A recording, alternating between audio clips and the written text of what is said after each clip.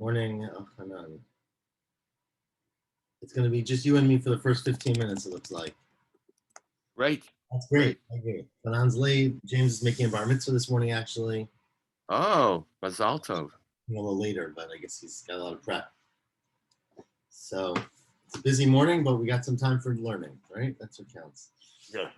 So let's get started. James, let's see who joins. So today's daf is daf Zayin 7 in the Sechet Megilah. And we actually did a nice job yesterday. We got to the top, and we're dealing with the very practical question of when, in fact, you read Megillah if you have two Adars, right? So logically, you could say you should do it like you do every other year, which could mean the Adar that's right after Shvat, right? You have Tu B'Shvat, and a month later you have Purim. That seems pretty typical. Or it could be the other way, that every year you have Purim, and then a month later you're eating matzah, right? You have Pesach. So which one do you juxtapose Adar to? And one argument was you should do the first one, because why wait?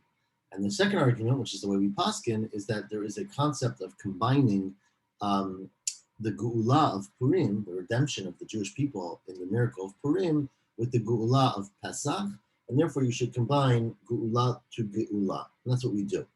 Gemara yesterday brought a second pasuk, which it says they sent Igeret HaPurim HaShenit, right? Igeret HaPurim Hazot HaShenit. They sent out the letters about Purim a second time. So now we're going to discuss in a little bit what the second time was, but the drasha we made was that you do Purim in the second Adar. So the Shenit refers to the second one. Ask the Gemara today, which we are now 5 lines from the top on Zayin and Aleph. Rabbi Eliezer and Rabbi Yossi, who's of the opinion that you read the Megillah in the first Adar, Hi Hashenit my Avilai. What did he do with why did the Torah say they sent out the letters about Purim a second time? What's the second time? Right. So according to the other opinion, Shimon Gamliel, it was referring to the fact that you read Megillah in the second Adar. But what does it mean according to Rabbi Eliezer and Rabbi Yossi? It says, he uses it for the teaching of Rav Shmuel Bar Yehuda, of course, was many generations later, but the thing that Rav Shmuel Bar Yehuda taught, Rav Shmuel Bar Yehuda, B'tchila kav'u b'Shushan. In fact, if you think about how the holiday of Purim evolved, it didn't start off as a national holiday. Initially, it started off, remember, the miracle of Purim, if you recall, right, was essentially averted, right? There was no tragedy on Purim. There was a threatened tragedy, right? It was a pretty bad one. But they were, the Haman took over, made a decree, we're going to kill all the Jews. Before that was able to be affected, the Jews took over. Haman was long dead by the time Purim came around, right? Not long dead, but many months dead. In Megillah it seems long, right? And Haman was dead by that time, and the Jews, fought against their enemies and defeated them. But essentially, in Shushan, there was an incredible sensitivity to the holiday, to this tragedy, a potential tragedy, the averted tragedy of Purim. So B'tchila, we're in Dover around 8 lines down. B'tchila kavu Shushan. Initially, they established Purim only in the city of Shushan, meaning it was a local holiday. It was the people who had been most affected who felt, that they were saved. And only later did it catch on to go throughout the whole Jewish world, the whole world throughout. And that's why it says Igeret HaPurim HaShenit. That basically there were 2 iterations of Purim. It started off as a local holiday, and then later, again, not clear how many years, the Megillah makes it sound like it happens right away, but at some point it became a national holiday. Is there any discussion on how it went from a Shushan-based holiday to an international Jewish holiday? Not really. I mean, well, let's read a little bit. You'll see this Gemara will. To me, the mechanism of it, like, did they meet? Did they have a vote? Like, we don't talk about that. But the logic behind it, we're going to discuss it right now. Says the Gemara, the next lines. Amar Rav Shmuel Bar Yehuda. This is what happened. Shachal lahem Esther l'chachamim. Esther sent a message to the rabbis, again, who that exactly was, the Sanhedrin, where they were. We don't.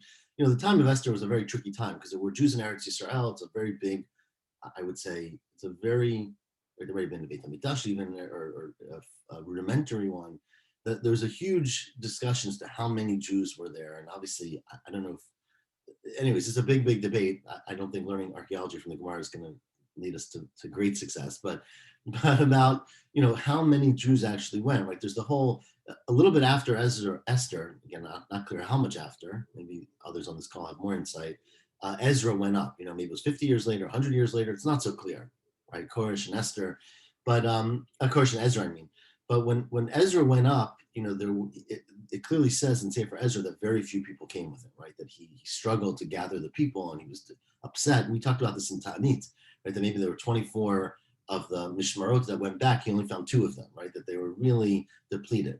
So there's a real, I think this traditional understanding, which seems pretty likely to me, though I'm not an expert, is that there were very few Jews, or most of the Jews stayed behind in Bavel.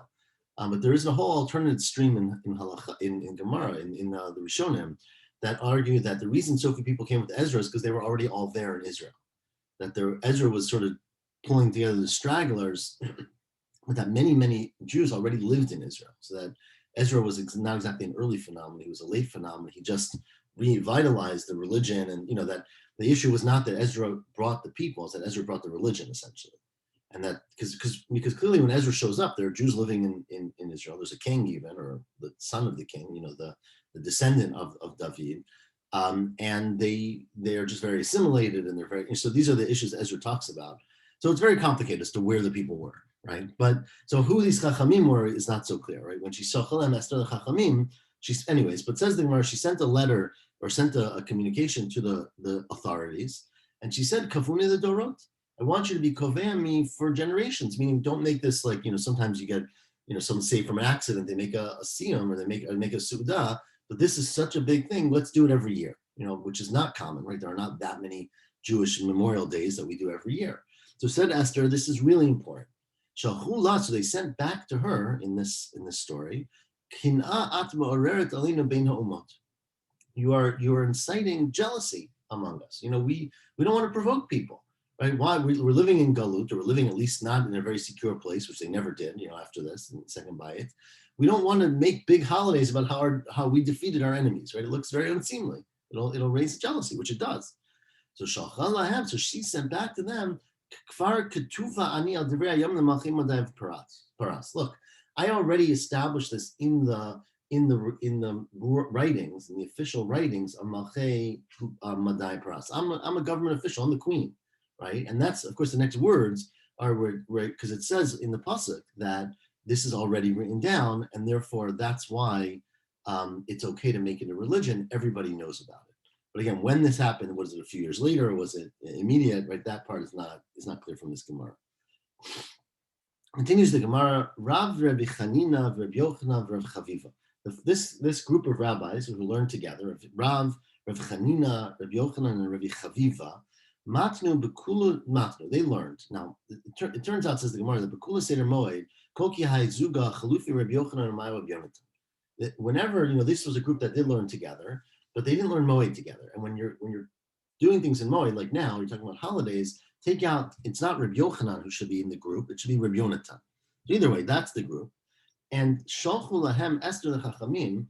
Esther sent to the Chachamim the following message: Katzvuni l'dorot. I want you to write me down and establish it for generations. Meaning, again, make Purim, make my miracle of salvation into so national is one issue, which we talked about, but he's saying now an eternal holiday, right? I want it to be a holiday that perpetuates.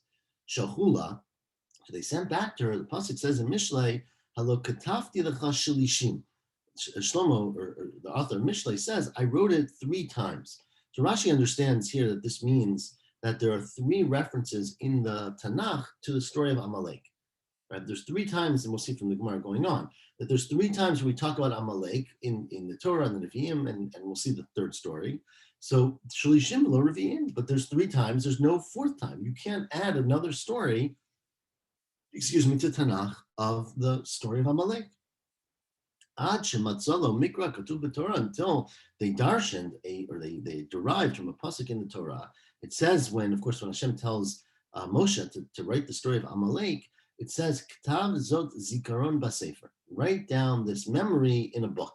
So we darshan Ktav Zot, write this down. Masha Katuv Kan. You should write down what is one at a time. Ktav Zot, the first writing is Masha Katuv Kan. Right, it's what's written here, meaning in Parshat B'Shalach, Uba Mishnet Torah, and what's written when it's repeated in Devarim. Zikaron, when it says the next word, you should remember it. That's Masha Katuv B'Mishpeh Nevi'im. That's what's written in the Nevi'im, in the story of Shaul and Agag. B'sefer, that's Masha Katuv b'Megilah. When the extra word that you should put it in a sefer, you should write it down in a book, that's a reference Ruach HaKodesh, V'Nevi'ut, to the one day writing in a Megillah, which is of course Megillat Sefer, writing down the story of the salvation of the Jewish people from Haman, who is from Amalek, and therefore you're allowed to write it down. And so that's sort of, there was an argument as to whether it was appropriate to add on, and she ultimately found a reference, or they found a reference in the Torah that made it okay. And tonight, in fact, there's a machloket Tanaim about how to read these psukim, because the writer says the following: Kitav zot, when it says write this down, it means Masha Katuv kan. So it's written here in Parshat Beshalach, right, in the story of Amalek, the first story of Amalek, when they came and attacked the Jewish people after Egypt. Zikaron, that's referring to the second time it's written in the Torah, which is Masha Katuv in Mishneh Torah, when the story is repeated. Now, it's not a new story, right, in Kitetse, it's in Kitetse, yeah. It's sort of a retelling of what our job is to be in order to destroy Amalek. B'Sefer, that's referring to Masha Katuv b'Nevi'im. When it says B'Sefer, it's referring to the story, again, in Navi, where in Sefer Shmuel, when the whole story of Hashem commanding Shmuel commanding Shaul through Hashem to destroy Agag and Amalek, and Shaul not doing it and losing the Malchut. So that whole story is the reference, the word B'Sefer, Divrei Rabbi Yoshua. Rabbi Eliezer Amud Da'ai Omer, which is what we just quoted, Kitav Zot means both what's written here and in Mishneh Torah, that you only need one pasuk to refer to both references in the Torah. Zikaron then is a second reference, which is referring to Masha Katuv b'Nevi'im. It's referring to the story in Shmuel. And B'Sefer is the third reference to tell you Masha Katuv b'Megilah. It's telling you what's written in the Megillah, and that therefore there's a sort of a future reference to the fact that you can write a Megillah. So this was a question. We're going to see a little bit more in a second about this whole question, but obviously, it's as it would be today. It certainly was controversial back then to know what's appropriate to write into the Torah, right? What should be part of the canon, and so what should be, first of all, written down and not just oral, and second of all, what should apply for generations, right? So Esther really wanted her story to be a national and historical story, and she ultimately found these proofs in the psukim to support her. Amar Yehuda Amar Shmuel were third to last narrow line. Esther eino metamet hayadayim. Such a Yehuda Amar Shmuel, a shocking statement to us at least, that Esther, the book of Esther, is not metamei yadayim. If you recall in Masechet Shabbat, we learned a rule that they made a takana that all the books of the Tanakh are tamei. If you touch them, you become tamei. The reason they did this, the Gemara remember said, is that they used to store their food in their most secure places, because they needed, that was their most precious thing, dry and not moldy and where animals couldn't go. And they would put their books in the same place. They put the Sifrei Torah in the same place as the food, because that was the secure place. The problem was, of course, the food would have animals come, rodents would come, and they would chew up the food, and they would chew up the Sifrei Torah. So because they didn't want that to happen, the books to be ruined, they made a takana that you can't touch food, your hands are tamei, after you touch the books, after you touch Sifrei Kodesh. And so there was a takana. But says Shmuel, Esther is not in that takana, because Esther is not one of the Sifrei Kodesh. It's not part of Tanakh. It's a good book. It's important. Good book's the wrong word. It's an important story, but it's not mitamei yadayim. Says the Gemara, is that what Shmuel says? L'meimer desavar Shmuel, Esther la baruch hakodesh nemra. Is Shmuel implying that Esther is not, said divinely, meaning Esther's a chronicle, it's a story, but it's not said with Ruach HaKodesh. It doesn't have that extra level of I'd say, communication or inspiration from God to make it part of the Sifrei Kodesh, to be part of the Tanakh. But is that true? Ba'amar Shmuel explicitly said, Esther Baruch HaKodesh Nemra, that Esther was written Baruch HaKodesh, that Esther, is not just Esther's story, but she was inspired. She was divinely inspired, or whoever wrote it, Mordechai wrote it, whoever wrote it, and the team that wrote it were divinely inspired. If that's the case, then why isn't it part of the Sifrei Kodesh? Says the Gemara, Shmuel holds, first medium line, Nemra likrot, Nemra lichtov, that Shmuel holds that it was said to be written, but not said to be written down. Sorry, to be read, but not said to be written down. So that it's true that Esther is divinely inspired, and so it has the Kedusha, but it was never meant to be written down. And since it was never meant to be written down, if you write it, you're basically writing notes for what Esther is. Esther exists in an oral world, right? It exists in Baal Peh, and totally, you got to treat it special. You got to make the brachot, all the things you do, but it's not meant to be written down. So the writing of Esther is essentially notes. It's like writing notes for the Torah. It's not writing the Torah. That's how the Gemara reads. Tosfos is very, very bothered, of course, because I mean, we're going to have discussion after discussion. Tosfos points out later on about how you write the Megillah, what kind of cloth you use, what kind of this. Like the implication here is that Shmuel disagrees with that whole thing and says you never write a Megillah. So he struggles with what exactly it means. But anyways, that's what Shmuel's opinion seems to be, that it's Nemra likrot or Nemra lichtov. Meitve asked the Gemara, well, it's a problem from the following Braita. Rabbi Meir Omer, Kohelet ina metamet yadayim, right? One of our famous, our classic controversies in Judaism, right, is the book of Kohelet divinely inspired? Is it part of the Tanakh? How do we treat the book of Kohelet? So we learned about this in Shabbos, but here it says Rabbi Meir, Kohelet is not mitamei yadayim, meaning same thing. Kohelet is not part of the canon, right? It's maybe important messages from Shlomo, but it's or whatever, or different Kohelet, but it's not Kisvei Kodesh. It's not written down books that are Kodesh. Says the Gemara, Umachloket b'shir hashirim. Says Rameir, it's a debate, meaning it's an unsettled issue, whether Shir Hashirim is part of the canon in that way. Rabbi Yossi says, again, I'm using canon in a Western literary way, but that's not what here it's a specific question about, are these books mitamei yadayim, right? When they made a takana that all the Sifrei Kodesh, quote unquote, are make your hands tamei when you touch them, what was included in that description, right? So clearly they didn't include every book written about the Torah. The question was, what are considered to be fundamental books, which is why I'm using the word canon, but again, it's not necessarily the same concept. So there's a machloket about Shir Hashirim. Rabbi Yossi says Shir Hashirim mitamei yadayim. No, says Rabbi Yossi, I disagree. Shir Hashirim is in counts. You definitely count Shir Hashirim as Tanakh, as Divrei Ketuvim, and if you touch it, your hands are tamei. Machloket b'Kohelet. The machloket is about the book of Kohelet. Is Kohelet part of it or not part of it? So this is the machloket. Rabbi Shimon Omer, there's a third opinion. And we are on the fourth medium line of Daf Zayin Amud Aleph. So smack in the middle. Rabbi Shimon says Kohelet mikulei Beit Shammai michumrei Beit Hillel. That Kohelet, in fact, is a machloket between Beit Shammai and Beit Hillel, right? So that according to Beit Shammai, it's not mitamei yadayim because it's not Kodesh, and according to Beit Hillel, it is.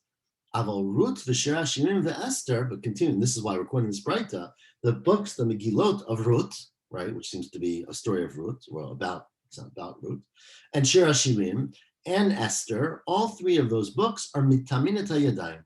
So they are. So this seems to imply very clearly that Esther is part of the Ruach HaKodesh, right? That it was part of it. Says the Gemara, well, who the Amar Rabbi Yeshua? That if Shmuel holds that it wasn't, he's holding the Rabbi Yeshua, which was the opinion that in fact it was not written in Ruach HaKodesh, or it's not part of the canon. Tanya continues the Gemara, the Bright that says, Rav Shimon Menashe Omer, Kohelet Eino Mitameat Yadayim.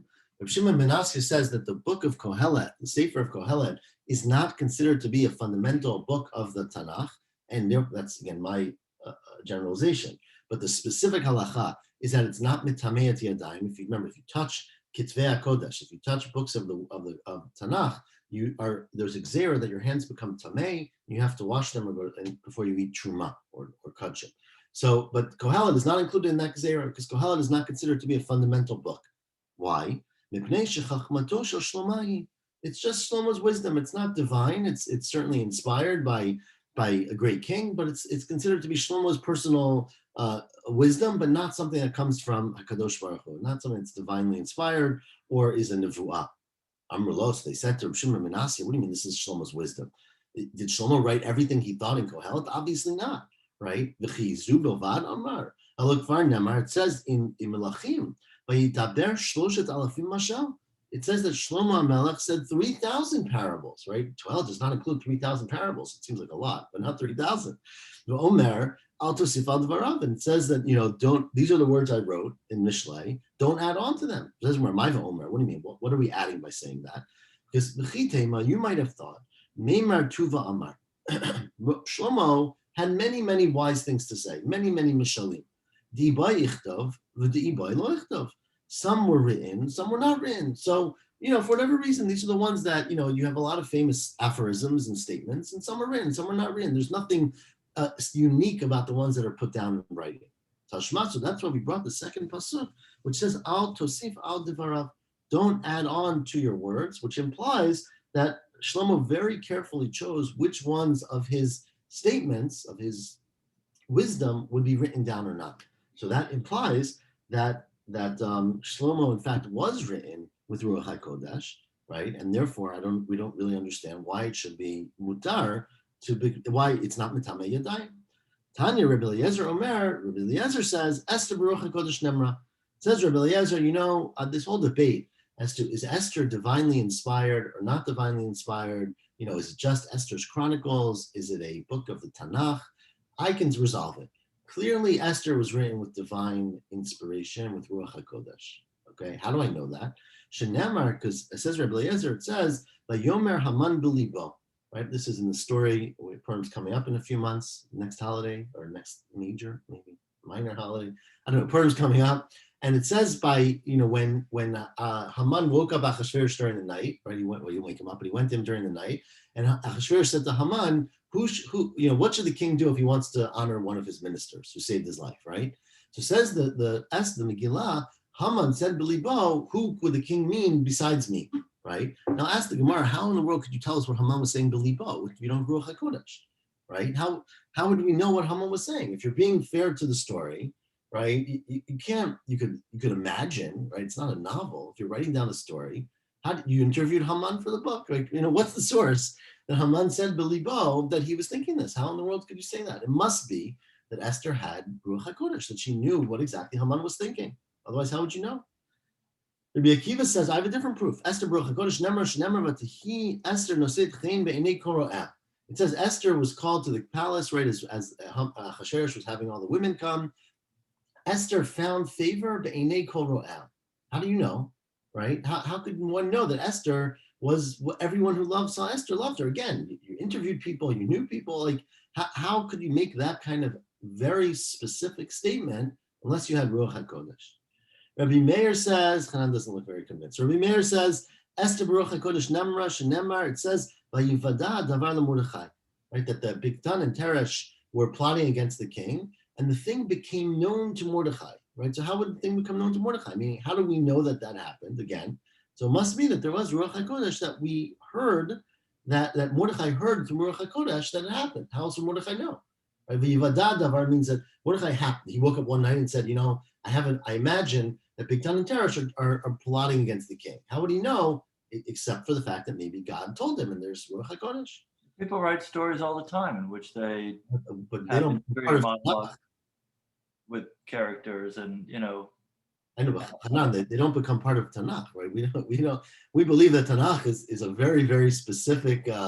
But people write stories. It could still be part of the Tanakh, but you have this in literature all the time. I agree, but we don't think of Tanakh as literature. I mean, if Esther's telling a story, we rely. Remember, we said earlier that we darshan every word in Esther. We darshan extra words. I mean, if Esther's saying something as a fact, you either say correct that it's just a tale about her thing, but if you believe that it's part of the Ruach, it's part of the Tanakh, then clearly you have to be able to stand up behind what you say. This has to do with the tension between like history, recording history, in which you wouldn't know what somebody is into, and literature. Right. I mean, for example, just a very quick example, we don't have time, but you read Josephus or something like that, or ancient history. Clearly no one thinks that everything Josephus says imputes for other people's intentions is researched, right? It's a story, it's a narrative. And so that's not how we view Esther, right? If you're viewing Esther as something definitive, Esther makes these kind of statements. She must have had support for them. That's the proof. Rabbi Yossi ben Damascus Amar, Esther Baruch HaKodesh Nemar Shenemar would be Zelu Shachot Yadam. He makes this definitive statement at the end of the Megilah that they fought against all their enemies on Purim, and they didn't touch the booty, the biza. How do you know? Again, right? That's obviously the biggest thing in war. You steal something, you conquer a village, you find a gold thing, you steal a gold thing. How could Esther make a comment and no one touched anything? She must have had support from Ruach HaKodesh. Amar Shmuel, now Shmuel says what Hanan said, if I had been in that time, right? We just quoted Rabbi Akiva, Rabbi Eliezer, Rabbi Yeshua. Says Shmuel, I'm much younger than these people, a couple generations. But if I had been around, I have a better proof than all of them. Shenemar, because it says in the Megillah, Kimu v'kiblu ha'Yehudim. They were mekayim and they accepted. Now, kiblu means they accepted. What does kimu mean? They observed it. Who's saying that they observed it? right? Says the Gemara, what that means, says Shmuel, is kimu lemala mashikiblu lemata. What the Megillah is saying is that it was mikayim, it was established in heaven, meaning in the real world, so to speak, what people had accepted below. So Esther and Mordechai and the Jewish people accepted this as a new day of festivity, and Hashem sort of established an equivalent day. So that's a proof that Hashem was directly involved and supportive of the events of the Megillah, according to the Megillah itself. Amar Rava, now says Rava, again a couple generations later, L'kulo itlu percha. Now for all these rabbi statements, I could read the psukim in a way that doesn't prove that it was said with Ruach HaKodesh. But Lebar Midah Shmuel, Shmuel is really the only really good proof. What's my proof? What's my svar against them? Rabbi Eliezer svaru. What do you mean? Rabbi Eliezer proved to me that it was said with Ruach HaKodesh because how else would we know what Haman was thinking in his heart? Says the Gemara. Obviously, everyone can infer that's what Haman was thinking. Haman was the top general for Achashverosh. Achashverosh says, I want to honor somebody. It's reasonable to say that Haman was thinking, this is me, right? And we know that because look, there was no one who was as respected as Haman. He was, number one advisor. It makes sense that he is thinking that that the king is referring to me. Rabbi Akiva, remember Rabbi Akiva's proof was from the fact that it said Esther was noset chen be'enei kol ra'ah. Everyone was attracted or thought Esther was noset chen. Everyone thought Esther was beautiful. So how do you know that? If you recall, right? Remember Esther didn't say where she came from, right? So there was this big mystery. What nationality is Esther? And every nation, every people, whatever that means, said, oh, Esther's from our nation, right? Esther's Persian or Assyrian or whatever. And so clearly, everyone articulated that they found favor. You want people to be like you, and you want to claim credit for someone when they come from your nation. And so the fact that everybody sort of wanted to claim credit for Esther is proof that everybody loved Esther. It was noseit chen. So that doesn't mean you need to talk to all the people. It means you know it from the facts. Rabbi Meir remember Meir's proof was that that Mordechai knew about the plot. How else would Mordechai have known about the plot except for Ruach HaKodesh? This Gemara will remember, we all learned in grade school, or I learned in grade school. Right? That Bigtan and Teresh were actually these guards from Tarsiim. I don't know where Tarsiim is, but some foreign land. So they were foreigners at the court of Achashverosh. They spoke their native, language, which whatever, some foreign language that nobody else spoke. And remember that we said that, we're going to say the story again later, but we said that Mordechai knew the language, right? So Mordechai had insight. So the way Mordechai knew about their plot was not because Hashem told Mordechai. It's because Mordechai knew their obscure language. He spoke, Gaelic or whatever, and he overheard their plot, and he was able to report it. And the final one, Hadar Yossi Bar Damascus, who said the proof is that it says Babiza lo shalchu et yadam, they didn't touch any of the booty. How do we know that? Maybe they in fact policed them. Maybe they sent out policemen, right? Maybe there was in fact a royal force to enforce that, to make sure that although the Jews were sanctioned to fight the war against their enemies, they weren't sanctioned to take their materials. So maybe in fact there was proof of that. So none of these are definitive proofs, but the Shmuel, if you read Shmuel this way, that they were Mekayim Lemala in Shemayim, what was Kiblu, what was Kiblu, Lamata, that proves that there is in fact, how else would we know what's going on in heaven, right? So it must be that there was Ruach HaKodesh when the Megillah was read.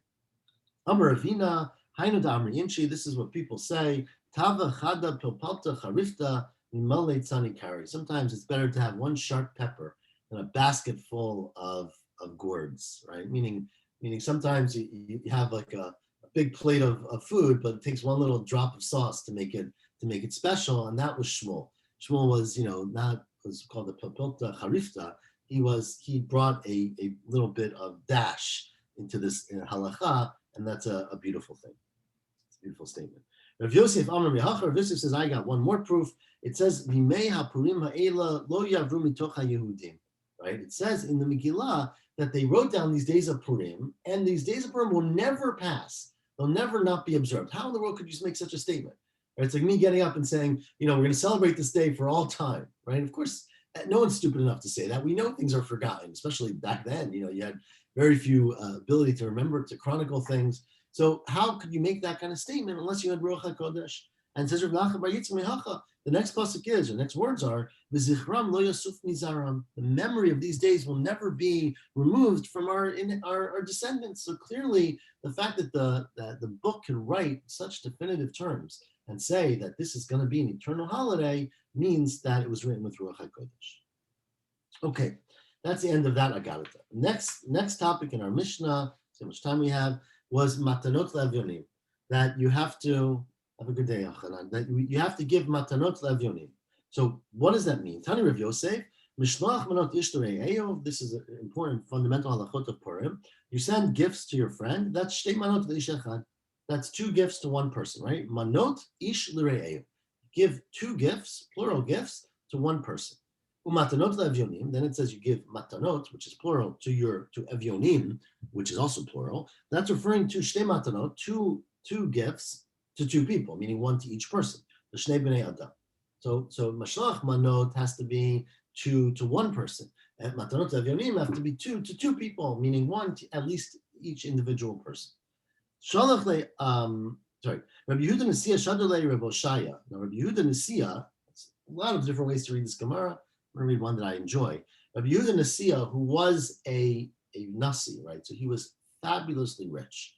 Okay, he sent to Rabbi Oshaya Atma de Igla Tilta, the side of a third-born egel, third-born calf, which remember we learned was the choicest, right? Third-born has least tension from the parents, is the best. Others say it means it's a third grown, so it's a young calf. Anyways, he sent a big slab of steak from this cow, vigarba de chamra, and a barrel of wine, right? So this was his mashloach manot to Rabbi Oshaya. Shalach lei, so Rabbi Oshaya sent back to Rabbi Yehuda Nesiya, kiyamta banu rabbeinu mashloach manot ishtorei. You have fulfilled for us the mitzvah of Mishloach Manot. Most take out the words Matanot Evyonim, those words. So that he was saying you fulfilled the mitzvah. The question is, what's the chiddush? So there's a lot of ways to look at this, right? So there's a whole bunch of discussion in halacha as to, first of all, whether liquids count. You see clearly from here that they do, right? That you don't have to just send manot, which implies maybe cooked things or prepared things, but even liquids. Then another question about what about the fact that the meat was not necessarily cooked? It's not clear if it was smoked meat or if it was raw meat. Right, so do you get credit for Mishloach Manot if you send raw meat to someone? They have to then go to the effort of cooking it. But there's a whole other girsa, which Rashi does not have, of Matanot Le'Avyonim. And some say that it's the exact opposite.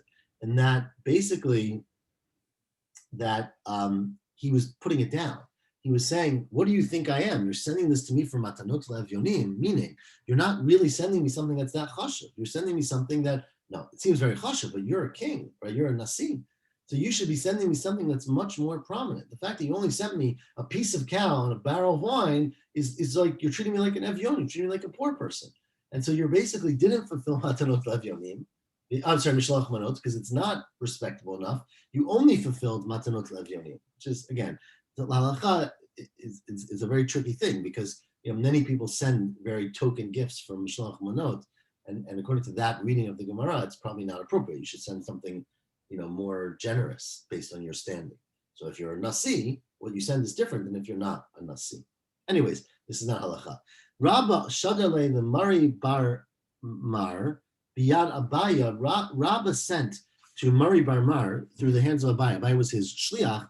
Malay Taska de Kaspa, a barrel of Taska is a basket full of kaspa. Rashi's kaspa are tamarim, are dates. Umali kisa kimcha de avshuna.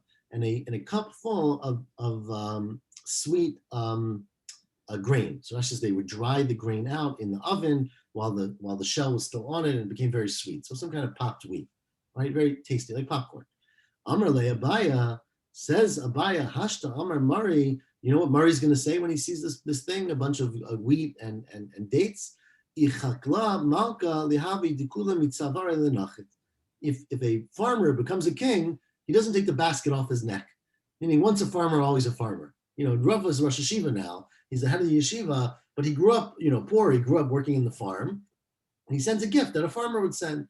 So you're basically not sending something to your current stature. You're sending, which goes along with the last shot I just said, that he was basically critiquing him, that he was not sending something that was nice enough.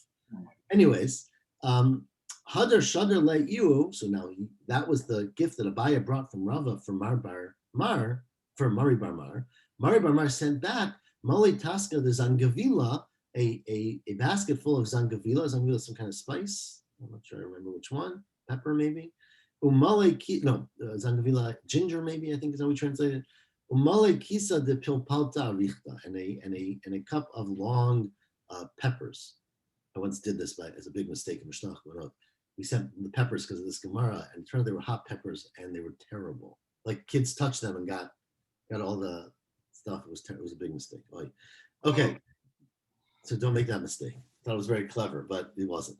Amar Abai was maybe it was Purim. Amar Abai hashtam Mar Anna shadri lechulya v'yu shadri lechurfa. This is what he's going to say. I sent him a nice thing, and he sent me back an embarrassing thing. So they were, there was a lot of competition about what you sent and who was standing up to their stature and was it fair or not. So same things as win.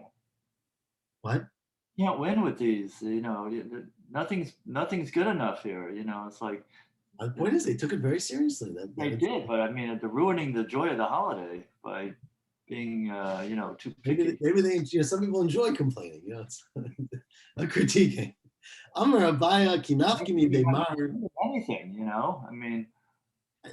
I think, but it's a very informative Gemara, which is that you have to be very thoughtful about this, and that what you send has to reflect both your stat. It's not just a token thing, right? It's supposed to really reflect your stature and your feelings and where you are.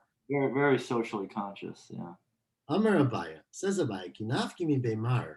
When I left the house of Mar, meaning when I went from Rabba's house to go to give Rabba, is it Rabba? Yeah. And Rabba sent me with this Rilach Manot, right? So I left Rabba's house, Havi Savannah. I was full, right? I'd eaten the whole meal. I'd eaten a big meal. I was like, I couldn't eat again. I just was doing this job. But Kimatai Lahatam, when I got to this house of Rabba Bar Mari, right? I'm saying Abba Bar Mari, right? Mari Bar Mar. When I got there, they had this huge spread on the table. Krivali Shitin Sa'i, the Shitin Minikadir. They brought me 60 plates with 60 different hors d'oeuvres, right? Like there was all kinds of tons of food that they had. V'achlibo Shitin Plugi, Ubishula Batraita. Right, Ubishula. I ate 60 portions worth because I thought I was full, but obviously when you get such good stuff, it's really easy to keep eating. The last thing that they gave me, right after I'm eating and eating and eating, they're like, oh, you gotta have one more. So they brought me this last dish called sli kedar, which is some kind of roasted meat. It was so good that when I finished eating it, I wanted to eat the plate afterwards. I was trying to lick the plate clean, so we didn't talk yet about them drinking up Purim yet, but the food was so good that I just kept eating and eating, even though obviously I was already full, which of course everyone in the world has experienced how to do that. This is what people say. Kafin anya v'lo yada. You can be, you can be starving and not know it, meaning really you're full, right? But you see a good meal and all of a sudden your stomach empties out, right? You find an appetite when something is really good. Inami ravcha lebesima shkiach, or some say that when you always find space for something that's sweet. Ravcha means you find space, ravach, where you got room for something sweet. So you can argue and say I'm full, but then they bring out the dessert and you always find room. Abaya bar Oven, Rabbi Chanina bar Oven. Now, Abaya bar Oven, Rabbi Chanina bar Oven, many understand that they were just very poor. And they really struggled with matanot, with mishloach manot, because they couldn't even afford to buy food to give to someone else. So what do? So they were very clever. Mechalf and sudotayu lahadadi. They would switch sudot with each other. So they would go and buy their meal and then send it to their friend. And their friend would buy a meal and send it to them. So that was one way to get by with giving a meal to someone else without taking up all your money for your own meal. That's one way to do it, and you're allowed to do that. Amar Rava, says Rava, Nechayev inish lebesumi beporia adaloi de ada ben arur haman baruch Mordechai. Right, obviously very famous song in halacha. A person is chayev to be besume, to be intoxicated or high on Purim, till a point where they can't differentiate between the words or the meaning behind Arur Haman, cursed Haman, and Baruch Mordechai. Rabba and Reb Zera of the Sudat Purim Bahadli Hadadi. Now, once Rabba and Reb Zera had a Purim Suda together. If some, and they got very, very drunk, come Rabba Shachted Reb Zera. Maybe they had a fight. Maybe they were just by accident. Rabba killed Reb Zera. Happens sometimes when you drink too much. Next morning, the Machi woke up and Reb Zera was dead. He prayed and he brought him back to life. Again, it's going to take it to a Purim story, okay? But the Shana, the next year, he sent him an invitation. So Rabba sent to Reb Zera, we had such a good time last year. I'm like, maybe never do the Purim. You want to come back this year? I'm like, I think I got other plans. You don't get a miracle like that every day. I'm not going to take my chances. I think I'm going to go somewhere where they have different behaviors. Amar Rava, one more halacha says Rava before the next Mishnah. Sudat Purim shachla b'layla liyatzei chovata. You can't eat the Sudat Purim the night before. This is how most understand, not the night of, which of course you can't. Purim's over, but you can't eat the Sudat Purim on the night of Purim. So the night of the 14th, you're not yotzei Sudat Purim, which would make a lot more sense, of course, right? Because you eat and drink at night, it would be a nice meal. You're not yotzei. My timer, why? Because you may mishtem simcha ktiv. It says in the pasuk the days of mishtem simcha, not nights. Rav Ashi aviyatav kamed Rav Damimar. Rav Ashi was once sitting in front of Amimar. Naga v'lo atra banan. He got up to give Rav Ashi's naga means the day became late, like the sun goes down. It was late in the afternoon on Purim, and nobody showed up to the shir. Right, it was time for Daf Yomi, and no one was there. So he got very upset. Amar lei, my time lo atra banan. Why aren't the Chachamim coming? Why is no one showing up for shir today on Purim? Amar lei said to him, well, Dilma treat them Sudat Purim. They're all sitting and eating their meals. They're all drunk a little bit. They're all eating. It's Purim afternoon. No one's showing up. Amar lei said, well, why are you doing a Suda today? Why didn't they eat last night? Right? Why are, it's a little strange. You didn't know this halacha, right? But it clearly wasn't settled. He said, why, during the day, of course, is the time you come to learn. They had light during the day. Why would people be eating their Purim Suda during the day of Purim? Why didn't they eat the night before, when it would be normal to eat a Suda? Amalei, so again, the language is not so clear here, because how Talmud would be saying this. But Rav Ashi said to him, oh, you never heard what Rava said? Rava said, Sudat Purim shachla b'layla yitzadei chovata. You're not allowed to eat your Sudat Purim at night. So you didn't realize that, which implies that like his whole life he was doing it wrong. Amalei, I heard that, I didn't hear that, or some of you have the gears to hear, Lo shniali, I never heard that. Tana minei arba'in zimnin v'damale kiman demanach b'kisei. So he said, I never heard the halacha. Please repeat it to me, teach it to me 40 times. And then he felt like he had it in his pocket. So, you just it's a reminder how many times you should do Daf Yomi, right? That he reminded him over and over and over, and until he really got the halacha that a Sudat Purim you cannot eat during the night, you can only eat it during the day. Doesn't make sense. It's not a very complicated halacha. It's like... Yeah, but sometimes that's even harder. What do you mean? You hear, X causes Y, and then 3 weeks later you're like, I don't remember. What did it cause it? Does it not cause it? Look, you know this your whole life because you've lived your whole life this way. But Meimar lived his whole life without knowing this, and all of a sudden it's a very big change. Right, but it's not like okay, whatever. Anyways, Ein ben yom tov. Fine. Next Mishnah says the Mishnah, the first wide line. Ein ben yom tov l'Shabbat al ochel nefesh b'vad. Right. We just said the last thing in our previous Mishnah was Ein ben Adar Rishon Adar Sheni, and the rest of our parak is going to be talking about differences between similar but not the same categories. So the next Mishnah, this Mishnah, no difference between Yom Tov and Shabbat in terms of what you're not allowed to do. Ela ochel nefesh b'vad, except that on Yom Tov you're allowed to prepare things for eating. You can do malacha for that. On Shabbat, you're not allowed to do that. It says you can make things for eating, but remember machshirei ochel nefesh, which was not food, but the preparations for food, right? Let's say you want to bake cookies, right? So can you go out and can you cut down the grain in order to make flour, right? Not can you use the flour and make the fire, or can you make a knife in order to shecht an animal, right? Or cut up vegetables. So that's considered not ochel nefesh because you don't eat the knife, right? But machshirei ochel nefesh, it's the preparation. So things that prepare you for ochel nefesh. So the implication of our Mishnah is that you can't do machshirei ochel nefesh on Yom Tov either. Otherwise, you would have said that it's a difference between Yom Tov and Shabbat, right? So it says the Gemara, that you're not allowed to do it. This is unlike Rabbi Yehuda, the Tanya, as we learned recently. Ein bein Yom Tov l'Shabbat Ela ochel nefesh, which is what our Mishnah said. Rabbi Yehuda matir af machshir ochel nefesh. Rabbi Yehuda says, no, not only is ochel nefesh permitted, but even machshirei, even things that are preparatory for ochel nefesh, but not directly the food, are also permitted on Yom Tov. My time in the Tanna Kama, it says who levado yeselachem, right? It says it you can do, who implying it meaning food, v'lo machshirav, not things that support it. Rabbi Yehuda says, but it says in the pasuk, hu levado yaseh lachem, for you, meaning anything that benefits you. Lachem l'chol tzarchechem. Okay, so what does each Tana do with the other Tana's pasuk?